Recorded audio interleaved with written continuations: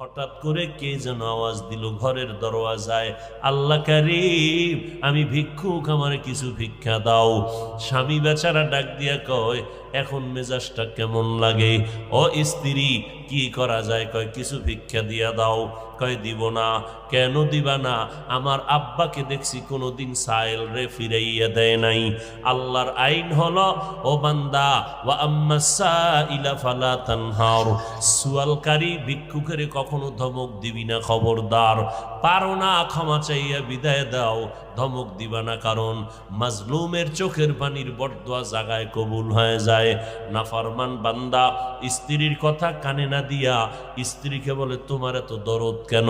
তুমি দিয়া দাও, আমি দিব না। স্ত্রী বলে, না, খালি হাতে ফিরাইয়া দিও না, তুমি তো তারে কোটি টাকা দিবা না, সামান্য দিবা, দিয়া দাও।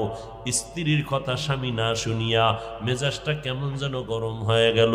গরম মেজাজ নিয়া দরজার কিনারায় দাঁড়াইয়া ভিক্ষুকের ইচ্ছা রকম গালাগালি করল, রে বেহায়া বেয়াদব, যে কোনো সময় এসে দরজায় দাঁড়াও, লজ্জা করে না?